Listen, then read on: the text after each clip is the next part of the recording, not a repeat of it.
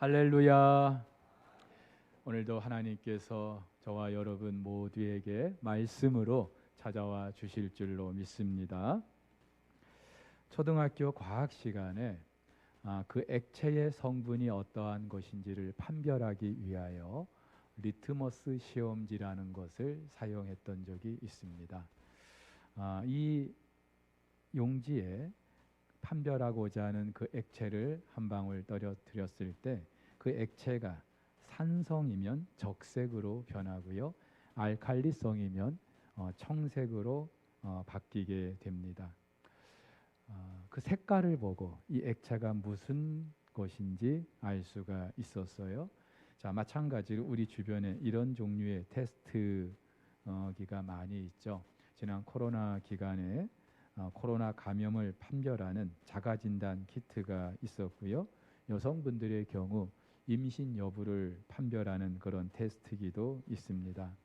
그런데 나의 이런 건강이나 신체 상태뿐만이 아니라 나의 성격과 기질이 어떠한가를 판별하는 것들도 있어요.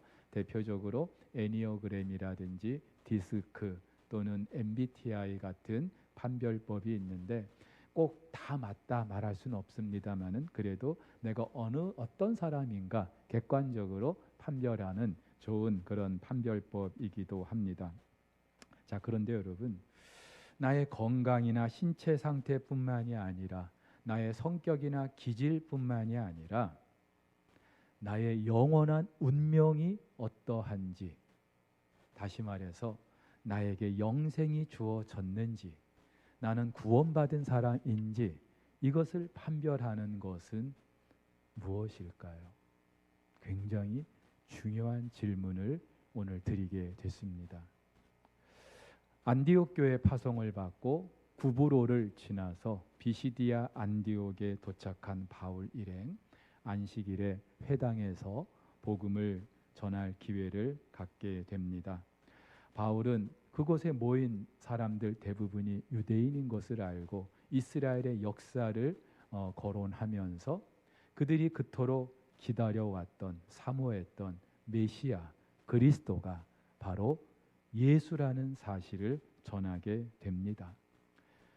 이스라엘의 하나님 여호와께서 그 예수의 이름을 통하여 우리의 죄를 사해 주셨고 그 예수를 힘입어 우리가 하나님 앞에 의롭게 될 수 있다라는 사실을 가르쳤던 거예요. 그렇게 복음을 선포한 바울은 마지막으로 그 자리에 있던 사람들에게 도전합니다. 십자가에 죽고 무덤에 들어갔으나 하나님께서 다시 살리신, 그래서 그리스도가 되게 하시고 주가 되게 하신 그 예수를 믿고 영접하면 하나님 나라의 백성이 되겠지만, 그렇지 않고 그 복음을 거부한다면 하나님의 심판을 받을 수밖에 없다는 사실을 도전하죠. 자, 그러자 이 바울의 강론을 들은 사람들의 반응이 둘로 나뉘게 됩니다. 먼저는 바울 일행을 환대하는 사람들이 있었어요. 그 강론을 다 듣고 난 사람들이 다음 안식일에도 우리에게 말씀을 전해 주십시오 청하면서 바울과 바나바를 따릅니다. 여러분, 우리도 어떤 강의가 또는 설교가 참 은혜가 되고 너무나 감동이 되면은 한 번 더 우리에게 전해달라고 청하지 않습니까? 게다가 다음 안식일에 이제 강론을 했어요. 그런데 이때는 그 비시디아 안디옥의 모든 사람들이, 온 시민이 회당에 모였다. 오늘 성경이 그렇게 말하고 있어요. 좀 과장된 표현이긴 합니다. 하지만 그 정도로 사람들이 이 바울의 강론을 듣기 위하여 모였다는 거예요. 한마디로 바울 일행을 환대했다는 것이죠. 그런데 정반대의 사람들도 있습니다. 바울 일행에 대한 시기가 가득해서 바울의 말을 반박하고 비방하고 심지어는 바울 일행을 쫓아내기까지 합니다. 이들이 도대체 왜 바울의 말을 시기했을까? 이 시기라는 말, 단순한 질투라는 말보다는 하나님을 향한 열심, 열정이라고 우리가 해석할 수 있습니다. 다시 말해서 바울이 말했잖아요. 하나님은 율법이 아니라 예수의 이름을 힘입어 우리를 의롭다 하셨고 우리에게 우리의 죄를 사해 주셨다. 이들이 생명처럼 떠받드는 그 율법이 폄훼되는 걸 견딜 수가 없었던 것이죠. 그러면서 들고 일어난 거예요. 사실 바울도 한때 이런 하나님에 대한 열심 때문에 예수를 따르는 자들을 박해한 적이 있었죠. 정통 유대인으로서 자기들의 그 신앙을 지키기 위한 그 열심 때문에 바울의 말을 반박하고 비방한 거예요. 특별히 이 바울의 강론이 지금 유대교로 개종하고 있는 그런 이방인들을 오히려 미혹하는 듯한 그런 식으로 들렸기 때문에 그 상황을 그만두고 볼 수 없다고 생각한 거죠. 하지만 또 정황을 보면은요, 지금 바울의 말을 시기하는 사람들, 반박하고 비방하는 사람들은 극히 한정됐다라는 사실을 알 수 있어요. 왜냐하면 43절에서 이미 누가는요, 바울의 강론을 들은 유대인들도 그 바울을 따랐다라고 말하기 때문이죠. 무엇보다도 45절에서 이들이 시기가 가득했던 이유는 바울의 말 그 자체 때문이 아니라 바울의 말을 듣기 위해서 그 비시디아 안디옥에 많은 사람들이 회당에 모인 걸 보고 그걸 보고 시기가 가득한 거예요. 한마디로 바울 일행을 시기했던 이들, 당시 회당의 종교 지도자들이었다라고 우리가 생각할 수 있습니다. 자기들이 강론할 때는 그렇지 않았는데 듣도 보도 못한 바울이 와서 강론을 하니 거의 모든 그 사람들이 모여 있는 그 모습을 보고 질투가 또 마음속에 그 시기가 끌어오르게 된 거예요. 여러분, 이것만 봐도 시기와 질투의 그 대상은요, 같은 부류에 있는 사람들입니다. 우리말로 경쟁자, 라이벌, 영어로 라이벌이라고 합니다. 근데 이 라이벌이라고 하는 단어는요, 리버, 영어로 리버, 강이라는 그 말에서 파생이 됐다고 해요. 다시 말해서 경쟁자는 서로 같은 강가에서 같은 물을 먹고 마시는 사이, 동일 분야, 동일 업종의 사람들이 경쟁한다는 것이죠. 당연합니다. 정치인 한동훈 씨가 축구 선수 손흥민과 경쟁하겠습니까? 유명한 지휘자 정명훈 씨가 그 삼성의 그 이재용 회장을 두고 경쟁하겠습니까? 아니죠. 서로 같은 분야에서 일하는 사람들이 경쟁하는 거예요. 근데 이 경쟁심은 시기심과 그렇게 구별되지도 않습니다. 그리고 극단적으로 이 시기심은 반드시 상대를 부정하게 돼 있어요. 지난 금요일 저녁에도 우리가 잠시 살펴봤습니다마는 성경에서도 이 시기 때문에 인생을 망친 사람들이 얼마나 많습니까? 오늘 바울 일행을 시기했던 이들, 바울의 말을 반박하고 비방합니다. 사실은 바울의 말이 아니라 바울의 존재 자체를 부정하고 싶었던 거예요. 결국 성내 유력자들을 선동해서 바울 일행을 쫓아냅니다.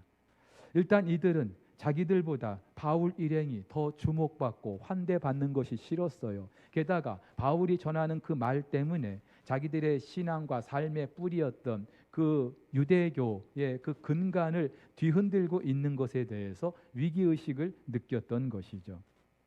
그런데 여러분, 그들의 시기, 이들이 지금 바울 일행을 시기하고 있다는 것, 더 정확하게 바울의 말을 그 시기하고 있다는 것, 이들의 정체가 무엇인가를 알게 해주는 것이기도 합니다. 그것은 바로 하나님 말씀에 대한 그 반응으로 나타난 이들의 정체입니다. 하나님의 말씀이 들려졌을 때 어떻게 반응한가에 따라서 그들의 정체가 드러나는 거예요. 여러분, 회당에서 전했던 바울의 강론은 하나님의 말씀이었습니다. 오늘 성경 44절, 46절, 48절에서 누가가 계속 강조하고 있어요. 근데 누구는 이 말씀을 듣고 환대하였는데, 기뻐하였는데, 또 누구는 그 말씀을 시기하고 반박하고 비방했다고 합니다. 그 차이가 무엇일까요? 바울은 한마디로 영생을 주시기로 작정된 자인지 아닌지 그 차이라는 것이죠. 한마디로 하나님의 택하심을 받았는가, 그렇지 못했는가 그 차이라는 거예요. 여러분, 바울과 바나바가 유대인 그 이방인에게 복음을 전하기 위해서 파송된 건 맞습니다. 하지만 이 두 사람은 뼛속까지 유대인이에요. 그리고 무엇보다 바울은 그 이방인들도 받아들이는 이 복음을 동족 유대인들이 받아들이지 않는 그 현실이 너무나 안타까웠던 사람입니다. 말씀드렸어요. 하나님께서 온 우주 만물을 회복하시기 위한, 통일하시기 위한 그 엄청난 프로젝트, 그것을 이루시기 위하여 샘플로, 모델로 택하신 민족이 이스라엘입니다. 그리고 실제로 하나님께서는 그 일을 이루시기 위하여 이스라엘 백성들에게 엄청난 많은 특권들을 주셨어요. 바울은 로마서 9장에서 무려 8가지를 언급하고 있습니다. 그리고 실제로 그 이스라엘 백성들의 후손에서 메시아 그리스도가 나게 하셨어요. 그런데 정작 그 이스라엘 사람들은요, 예수가 메시아이심을 믿지 않는 거예요. 받아들이지 않는 거예요. 바울도 물론 예전에 그랬어요. 하지만 지금은 다르죠. 부활하신 예수님이 바울을 만나 주셨어요. 아마도 아라비아 광야에 있을 때에 하나님의 직접적인 계시도 받았을 거예요. 그렇다면 전에는 나도 예수 믿는 자들을 박해하고 복음을 거부했지만 내가 예수를 만나고 난 이후에 하나님의 그 엄청난 구원 프로젝트를 알고 난 이후에 이 예수가 메시아라는 사실을 알게 되었고, 그래서 이 비밀을 동족 유대인들에게도 전하고 싶었던 것이고 알기를 원했던 거예요. 심지어 바울은요, 동족 유대인들이 이 복음을 받아들이지 않는 그 현실 때문에 마음에 큰 고통이 있었고 그치지 않는 근심이 있었다, 그렇게 고백을 합니다. 그러면서 내가 저주를 받아서 그리스도에게서 끊어질 망정 이 동족 유대인들은 이 복음을 받아들였으면 좋겠다, 그렇게 바랬던 사람이기도 해요. 그래서 여러분, 바울의 전도 여행을 가만히 보면은 이방인 지역을 다닙니다. 그런데 제일 먼저 그곳에 도착해서 거점을 삼았던 곳은 회당이었어요. 회당은 유대인들의 모임 장소죠. 자, 그 정도로 이 바울은요, 유대인을 향한 관심이 많았던 거죠. 지난 첫 번째 구브로 섬에서도 그랬고, 두 번째 이 비시디아 안디옥에서도 회당을 찾아서 지금 복음을 전하고 있어요. 이유는 있어요. 이 회당이라는 곳이 사람들을 모으기에 적합한 곳이기도 하고, 특별히 유대인들, 그네들의 역사 속에서 그네들의 율법과 이 복음을 서로 매치하면서 복음을 전할 수 있는 그런 접촉점이 있었기 때문이죠. 하지만 그렇다고 해서 굳이 이 회당을 찾을 필요는 없었을 텐데 바울은 회당을 제일 우선된 복음 전파의 장소로 삼고 있어요. 심지어 이 비시디아 안디옥에서 그렇게 유대인들의 선동으로 바울과 바나바 일행이 쫓겨납니다. 그리고 이고니온으로 향하게 되는데, 우리 같으면은요, 두 번 다시 회당 안 갈 것 같아요. 그리고 실제로 바울은 너희들이 이 복음을 거부하니까 우리는 이방인에게로 향한다, 그렇게 선포까지 했어요. 근데 14장 1절을 보면은 그렇게 이고니온으로 갔는데 거기서도 여전히 회당에 가서 복음을 전하게 됩니다. 어쨌든 바울은 동족 유대인들을 향한 그 마음이 간절했던 그런 사람이에요. 그런데 정작 그들은 이 복음을 거부하고 있어요. 반박하고 있어요. 비방하고 있어요. 복음 전하는 그들을 쫓아내고 있어요. 바울은 결국 그들의 그런 모습이 그들 스스로 영생을 얻기에 합당하지 않은 자라는 것을 드러내는 것이라고 말하고 있습니다. 여러분, 영생, 영원히 사는 것을 말하죠. 단지 죽지 않고 영원히 사는 것을 말하는 것이 아니라 영원토록 하나님이 우리와 함께 하시는 것, 이것이 영생이고 이것이 구원인 줄 믿습니다. 여러분, 구원은요, 죽어서 그냥 천국 가는, 천당 가는 그 정도로 단순한 게 아니에요. 구원은 하나님께서, 창조주 하나님께서 우리와 영원히 함께 하시는 바로 그 상태를 말하는 것을 믿으시기를 바랍니다. 그런데 우리의 죄 때문에 하나님이 우리와 함께 하실 수가 없는 거예요. 그래서 하나님께서 우리의 죄 문제를 해결하시기 위하여 그 아들을 보내시고 십자가에 죽게 하시고 그를 믿는 자들이 그 모든 죄가 사함받게 하시고 의롭다고 하시고 우리와 함께해 주시는 것, 그리고 영원히 함께해 주시는 것, 이것이 바로 구원이고 영생인 것을 믿으시기를 바랍니다. 그런데 바울의 말을 반박하고 바울 일행을 내쫓는 그들은요, 이 영생의 복음을 전하는 이 바울 일행을 그렇게 반박하고 내쫓는 이들은 한마디로 그들 스스로 하나님의 영생과 구원과 관련이 없다는 사실을 드러내고 있다는 거예요. 여러분, 여기서 우리가 알 수 있는 진리가 있습니다. 구원은 나의 의지와 노력과 그 어떤 공로에 의해서 주어지는 것이 아니라 전적으로 하나님의 은혜로 누릴 수 있는 특권인 것을 믿으시기를 바랍니다. 오늘 본문의 이 작정이라고 하는 말, 지명하다라는 말로도 바꿔서 우리가 말할 수 있어요. 한마디로 하나님이 지명을 해 주셔야 우리가 이 영생을 누릴 수 있다는 거예요. 그래서 바울도 창세 전에 하나님이 우리를 예정하셨다고요. 우리를 선택하셨다고요. 그냥 아무나 우리가 영생을 얻는 것이 아니라 창세 전에 하나님이 선택하신 사람들, 지명하신 사람들만이 영생을 누리게 되는 줄 믿으시기를 바랍니다.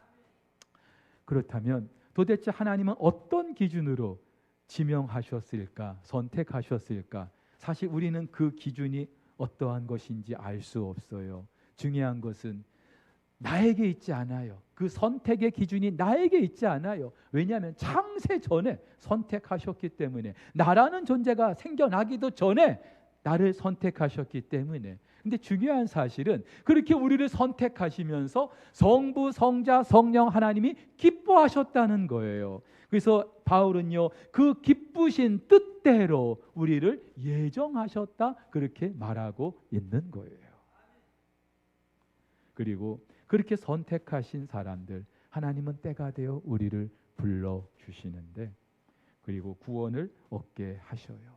그렇죠? 하나님이 선택하신 사람은 반드시 불러주셔요. 단지 좀 때의 차이는 있을 뿐이죠. 오늘 48절에서도 누가는 그렇게 말하죠. 영생을 주시기로 작정된 자는 다 믿었다. 그렇죠? 구원은 예수를 믿어야, 복음을 듣고 영접해야 우리가 누릴 수 있는 것이기 때문에, 그렇기 때문에 하나님이 창세전에 영생을 주시기로 선택한 사람들, 지명한 사람들은 다 믿게 하신 거예요. 그럼 여기서 질문이 있죠. 아니, 누가 하나님의 택함을 받은 사람인지 어떻게 알았을까요? 그래서 영생을 주시기로 작정된 자는 다 믿었다고 하는데, 이 누가에게는 특별한 영적인 투시력이 있었다는 걸까요? 아, 저 사람을 보니까 하나님이 택하신 사람 맞네. 아, 저 사람은 아니야. 그렇게 판별할 수 있었던 걸까요? 아니죠. 여러분, 영생을 누리기로 작정을 하셨다, 영생을 주시기로 작정하셨다, 우리를 선택하셨다는 그 말은 하나님의 영이 우리 안에 함께 하시는 걸 말합니다. 다시 말해서 하나님이 그렇게 우리를 선택하시고 때가 되어서 성령을 우리 가운데 보내시죠. 그리고 그 성령께서 그 말씀을 듣고 믿게 하시는 거예요. 여러분, 우리 몸 안에 어떤 약성분이 들어가면 그 약에 대한 반응을 나타내게 합니다. 하물며 하나님의 영이 우리 안에 들어와 계시는데 어떻게 우리가 반응을 보이지 않을 수 있겠어요? 여기서 우리는 하나님의 구원이 임하는 순서, 일명 구원의 서정이라고 하는데, 이걸 우리가 생각을 해야 돼요. 자, 하나님이 창세전에 선택하셨어요. 구원을 주시기로 작정하셨어요. 그리고 이 땅에서 하나님의 영이 어느 날 임의로 그 선택하신 사람들 안에 들어오십니다. 그리고 복음을 듣게 하셔요. 그리고 그 복음이 들릴 때에 반응하게 하십니다. 내가 반응한 게 아니에요. 내 안에 계신 성령께서 반응하게 하시는 거예요. 왜요? 내 안에 하나님의 영이 계시기 때문에. 자, 여기서 우리는요, 영생을 주시기로 작정된 사람인가, 하나님의 구원이 있는 사람인가, 다음 몇 가지를 통해서 판별할 수가 있는데, 첫 번째는요, 하나님의 말씀을 듣고 그 말씀을 믿고 받아들이는 거예요. 더 정확하게는 하나님이 약속하신 그리스도 메시아가, 다시 말해서 예수라는 사실, 지난 2000년 전 이 땅에 오셔서 십자가에 죽고 3일 만에 부활하신 그 예수라는 사실, 이 복음을 듣고 믿고 영접하는 것인 줄 믿으시기를 바랍니다. 바울이 이렇게 말했어요. 로마서에서 네가 만일 내 입으로 예수를 주로 그리스도로 시인하고 또 하나님께서 그를 죽은 자 가운데서 살리신 것을 내 마음에 믿으면 구원을 받으리니, 사람이 마음으로 믿어 의에 이르고 입으로 시인하여 구원에 이른다라고 말이죠. 오늘 48절에서도 영생을 주시기로 작정된 자는 다 믿었다. 이 말은 영생을 주시기로 작정된 자, 하나님이 택하신 사람은 믿을 수밖에 없다는 거예요. 오늘 이 자리에 앉아 계신 우리 성도님들, 예수가 그리스도이심을 믿으시죠? 아멘입니까? 그 믿음은 여러분들이 자의적으로 내 어떤 영적인 탁월함 때문에 그것을 믿게 된 것이 아니라 이미 여러분 가운데 계신 주의 성령께서 그 복음에 반응하게 하시고 그 예수를 그리스도로 믿게 하신 줄 믿으시기를 바랍니다. 착각하지 마세요. 믿지 않는 사람들보다 어떤 영적인 이해력이 더 탁월하기 때문이 아니에요. 하나님이 나를 선택하셨기 때문에, 그리고 믿게 하셨기 때문에. 여러분, 내가 믿어서 선택된 것이 아니고요, 이미 선택된 자이기 때문에 믿게 된 줄 여러분들이 믿으시기를 바랍니다. 그래서 이 믿음은 하나님의 선물이고 은혜인 거예요. 그런데 하나님의 택하심과 상관없는 사람들은 어떨까요? 이 복음을 들어도 반응하지 않습니다. 믿지 않습니다. 더 심한 경우 반박합니다. 비방합니다. 근데 여러분, 그 사람이 그렇게 하는 게 아니고요, 누가 하게 하는 걸까요? 그 안에 있는 사탄이 하나님의 말씀을 부정하게 합니다. 듣지 못하게 합니다. 그 말씀을 반박하고 비방하게 합니다. 그 말씀 전하는 자들을 박해하고 쫓아내게 합니다. 그러면 도대체 이들은 왜 그렇게 된 걸까요? 오늘 누구는 바울의 그 복음을 듣고 환대하였는데, 누구는 왜 그 바울의 말을 반박하고 비방하고 쫓아내는 걸까요? 그 차이가 뭘까요? 여러분, 그런데 사실 이게 정상이에요. 여러분 잘 들으세요. 구원받기 이전에 우리 모든 인생은요, 이게 정상이에요. 하나님의 말씀에 우리는 긍정적으로 반응할 수 없는 그런 존재들이에요. 그리고 나에게 구원이 필요한 줄도 모르는 그런 상태에 있는 것이 정상이에요. 그리고 내 힘과 내 의지로 그 구원에 이르고자 하는 것도 느끼지 못하는 그런 존재들이에요. 그래서 바울은 구원받기 이전에 우리 전적으로 부패한 사람들, 전적으로 타락한 사람들, 전적으로 무능력한 사람들. 그래서 바울은 로마서 5장에서 구원받기 이전에 우리의 상태를 몇 가지로 말합니다. 하나님, 아직 연약할 때라고 말합니다. 그리고 우리가 죄인 되었을 때라고 해요. 그리고 심지어 우리가 하나님과 원수 되었을 때. 한마디로 구원받기 이전에 우리는요, 전혀 그 하나님의 복음의 반응에 그 어떤 긍정적인 반응을 할 수 없는 그런 존재들이었어요. 그렇기 때문에 지금 이 바울의 말을 듣고 바울의 말을 반박하고 비방하는 이 사람들이 이상한 게 아니라, 누가 이상한 거예요? 그 바울의 말을 듣고 그 말씀을 믿고 영접하는 이들이 지금 특별한 거죠. 왜 이렇게 된 걸까요? 하나님께서 이들을 창세전에 선택하셨기 때문인 줄 믿으시기를 바랍니다. 여러분, 이런 거예요. 비가 너무 와가지고 홍수가 났어요. 사람들이 급류에 막 떠내려갑니다. 거의 이제 급류에 떠내려가면서 의식을 다 잃었어요. 그대로 내버려 두면 죽는 거예요. 근데 뒤늦게 구조대가 출동을 했어요. 소방 헬기가 출동을 해가지고 급류에 떠내려가는 사람들을 임의로 하나씩 건져내기 시작합니다. 자, 여러분, 질문을 드려볼게요. 그 소방 헬기에서 그 구조대원들이 그 떠내려가는 사람들 누가 누군지도 모르는데 저 사람은 구원해야 돼, 저 사람은 건져야 돼, 이랬을까요? 아니죠. 임의로 그냥 선택했을 뿐이에요. 그렇다고 하나님이 우리를 선택하신 게 그렇게 임의로 하셨다는 건 절대로 아니에요. 자, 중요한 것은 그렇게 내버려 뒀으면 다 죽는 거예요. 그냥 죽는 거예요.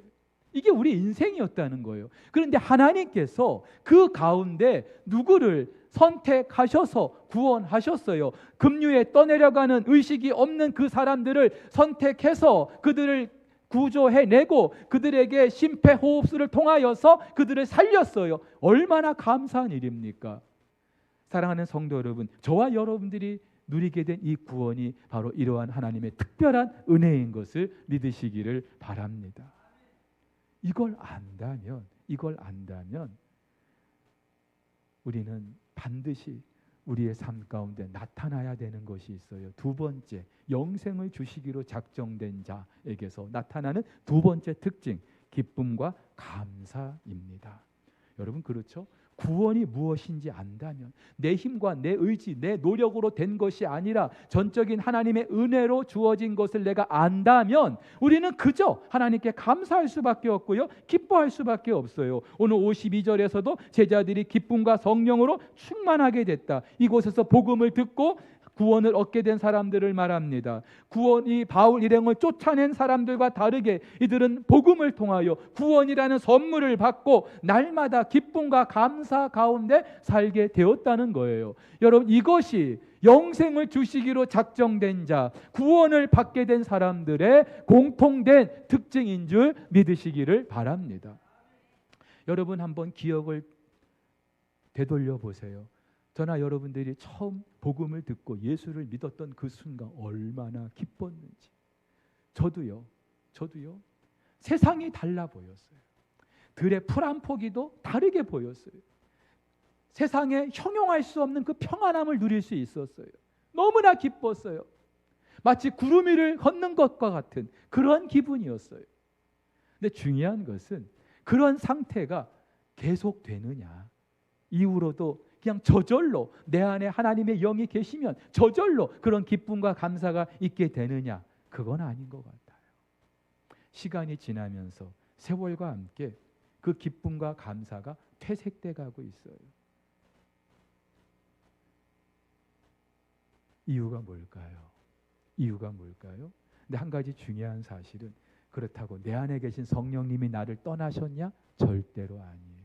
한번 우리 안에 들어오신 성령님은 영원히 우리와 함께 하시는 줄 믿으시기를 바랍니다. 그렇다면은 무엇 때문에 이러한 기쁨과 이러한 감격이 사라지는 걸까요? 매일매일 부딪히는 그런 현실, 그 현실 속에서의 걱정과 두려움과 염려가 결국은 이 기쁨과 이 감격을 빼앗아가 버리는 거예요. 자, 목사지만 저도요, 그럴 때가 참 많아요. 여러분 앞에서 이렇게 힘있게 설교하기 때문에 우리 목사님은 매일 기뻐하시겠구나, 매일 감사하겠구나. 안 그래요. 저도 때로는 주어진 상황과 현실 때문에, 걱정과 염려 때문에 또 우울할 때가 저도 참 많아요. 그런데요, 그렇게 지내다가도 한 발짝 뒤로 물러서서 나의 그 상황을 한번 객관적으로 바라보면은, 더 정확하게는 하나님의 관점으로 보면은 별거 아니에요. 별거 아닌데 그게 별거인 것처럼 그렇게 몸부림을 하고 있었던 거예요. 어떻게 해야 될까요? 여러분이 구원의 기쁨과 감격은 저절로 주어지는 게 아니에요. 날마다 우리가 하나님 말씀을 읽고 묵상하면서 하나님의 음성을 들어야 돼요. 여러분에게 도전합니다. 하나님의 음성을 들어야 돼요. 십자가 은혜로 나를 구원해 주신 그 하나님의 말씀을 들어야 돼요. 그리고 그 어떤 허물에도, 그 어떤 나의 죄악에도 불구하고 여전히 너는 내 아들이라고, 나는 너를 사랑한다고 하는 그 말씀을 들어야 돼요. 우리가 언제 이 기쁨이 사라집니까? 죄 가운데 빠져 있을 때, 치명적인 어떤 허물 가운데 허우적거릴 때 구원의 기쁨이 사라져 버리는 거예요. 하지만 그 순간에도 나는 너를 버리지 않는다, 여전히 나를 사랑하신다는 그 말씀을 들을 때 우리는 이 기쁨을 회복할 수 있는 줄 믿습니다. 그 어떤 걱정과 염려되는 상황이 있다 할지라도 두려워하지 말아라, 염려하지 말라고 하시는 이 하나님의 말씀을 자꾸 들어야 돼요.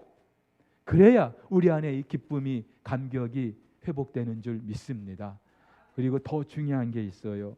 여러분, 하나님께서 나를 위해서 예비하신 이 구원이라는 것이 무엇인지 알려고 해야 돼요. 바울은 이것을 일컬어 하늘에 속한 모든 신령한 복이라고 했어요. 땅에 있는 것이 아니라 하늘에 속한, 차원이 다르다는 거죠. 그러면서 하나님께서 우리에게 주고자 하시는 모든 복을 약속하셨다고요. 이것이 구원이라고요. 그렇다면 이게 뭔지 알려고 해야죠. 여러분, 이성적으로 한번 생각해 보세요. 이게 도대체 얼마나 중요한 거길래 하나님께서 그 아들을 십자가에 내주고까지 이 복을 우리에게 주고자 하셨을까요?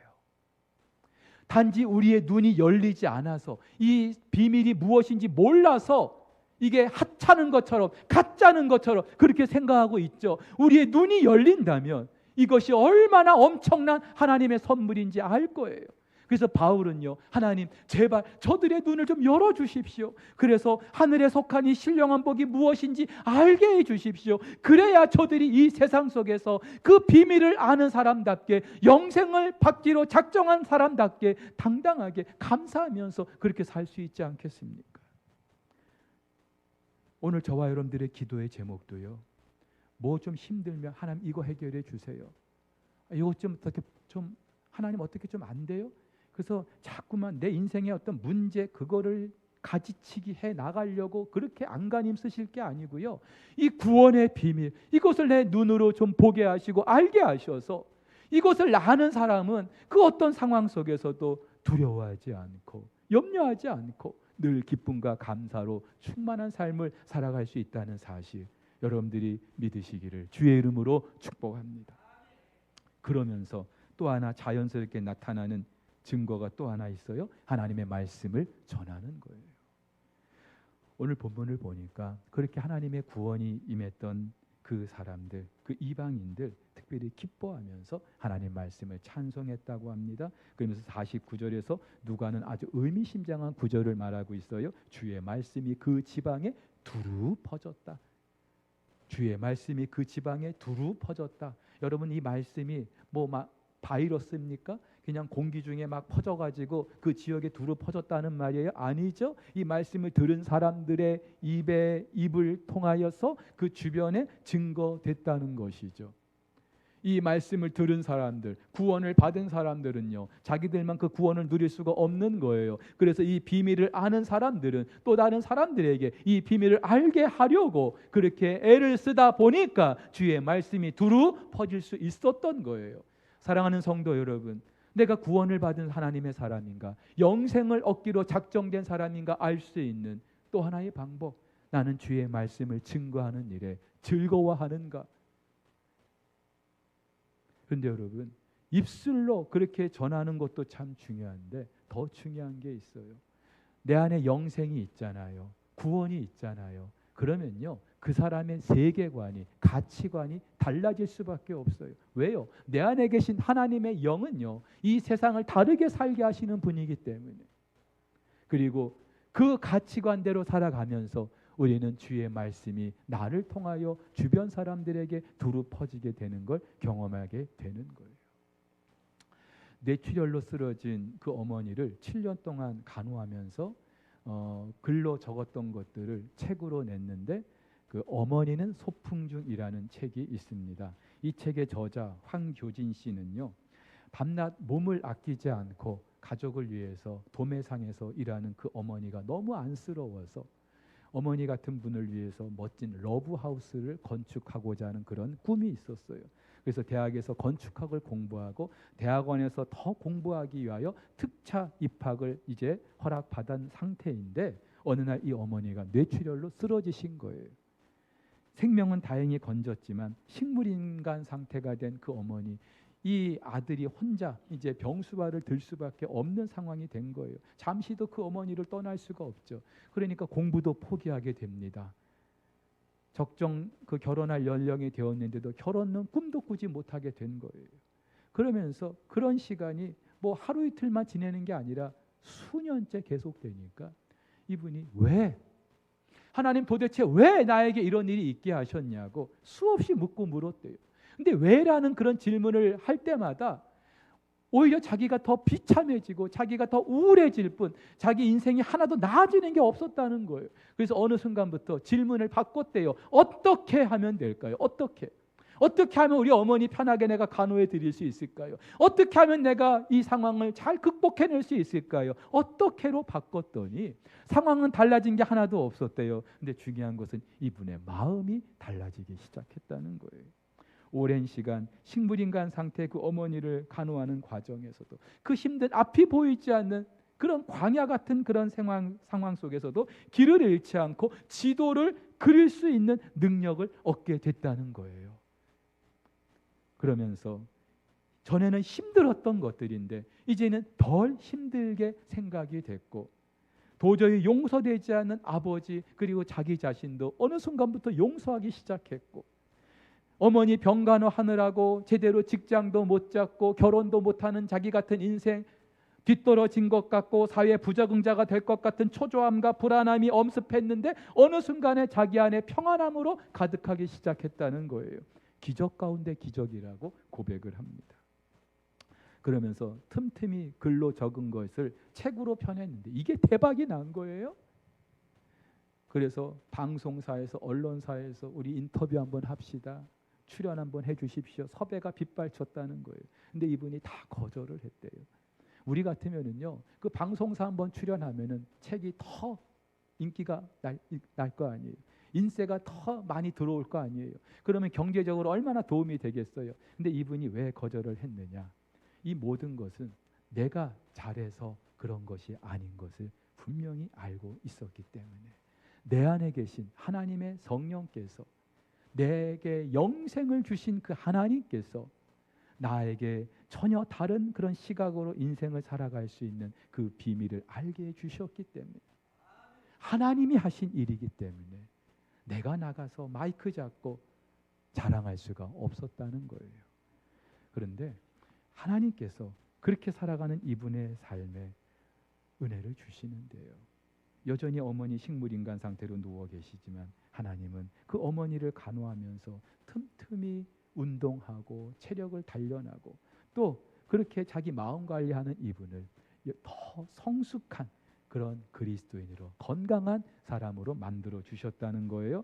멋진 집을 짓고자 했던 이분에게 하나님께서 멋진 작가가 되게 해주셨고 또 훌륭한 직장을 얻게 해주셨고 어머니 병 간호하느라고 포기했던 결혼 사실 누가 이런 집에 시집 오려고 하겠습니까? 그런데 하나님께서 하시면 못할 일이 없죠. 그 모습을 귀히 여겼던 한 자매를 하나님이 보내주시고 그 자매와 결혼해서 또 예쁜 아들까지 낳게 해주셨다는 거예요.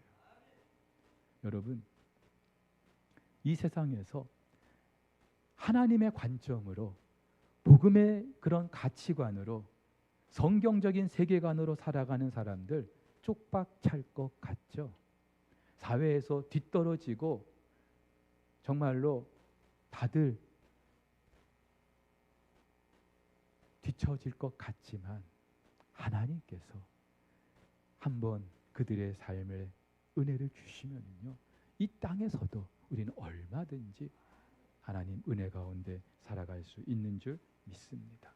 중요한 것은 무조건 우리 하나님 복 달라고 그렇게 빌 게 아니고 우리가 무슨 뭐 하나님 도깨비 방망이에요.